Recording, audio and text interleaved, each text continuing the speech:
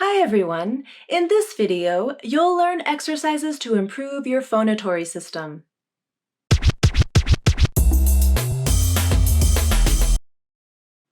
This video is part 5 of the Basics of Voice Production series.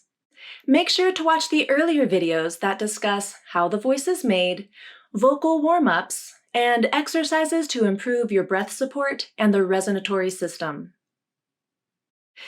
Now let's talk about specific exercises you can do to improve the next vocal subsystem, the phonatory system.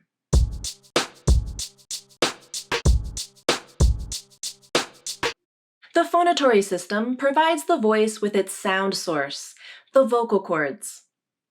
The vocal cords are located just behind the Adam's apple.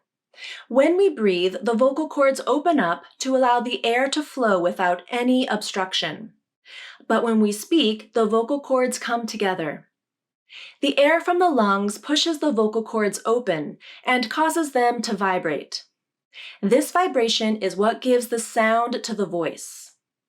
When the vocal cords vibrate, there is pressure coming up from the lungs as the air pushes up through the vocal cords. If there is too much pressure coming up from the lungs, that can mean that over time, the vocal cords have to work harder to keep vibrating. The harder the vocal cords have to work, the more chance there is of injuring them. Next, I'll show you some exercises that will help your vocal cords to vibrate more easily and more efficiently. And the less work your vocal cords have to do to give you the best sounding voice, the better.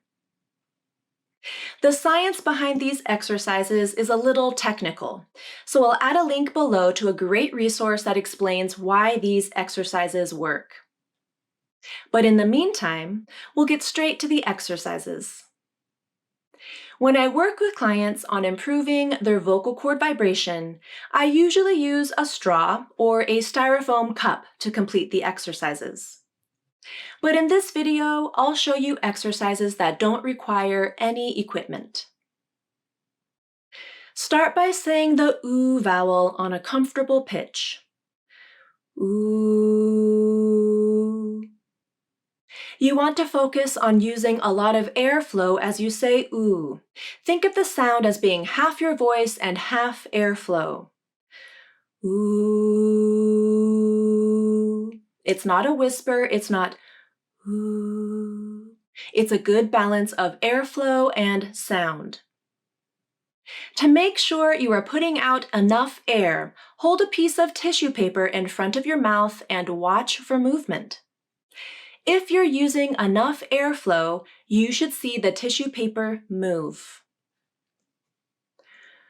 Ooh.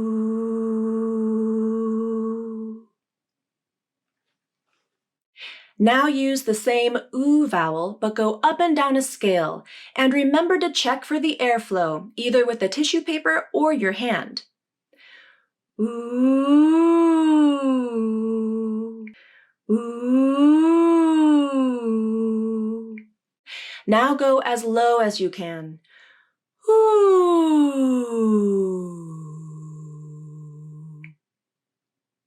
Now go as high as you can. Ooh.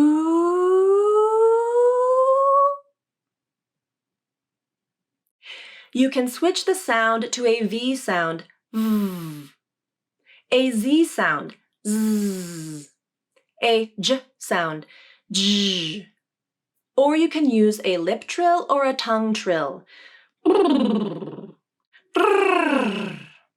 Try all variations, and remember to have a relaxed throat and use lots of airflow. Complete the scales 8 to 10 times. Now pick your favorite sound, the oo, v, z, j, or lip or tongue trill, whichever was the easiest for you to produce. I'll use the oo sound at first. I want you to mimic the up and down intonation pattern of a real conversation using the oo vowel. I'll demonstrate using the intonation pattern of this sentence. Hi, how are you today? Ooh, ooh. Now I'll answer with, I'm fine. How about you? ooh, ooh. Now I'll switch the sound to a v sound, and I'll use the intonation pattern of this sentence. The rain's really pouring outside.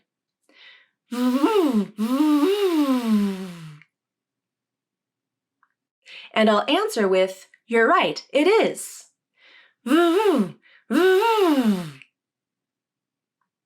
In order for my oo and v sounds to feel easy and effortless, I really need to use a lot of airflow to balance out the sound. If you don't use enough airflow, your voice will sound muffled or squeezed, ooh, or you won't be able to sustain the sound for as long as you need to. Practice these intonation patterns for a few minutes until your voice feels easy and light.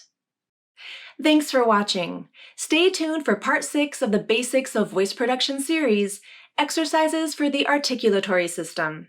And let me know how I can help you with your voice production.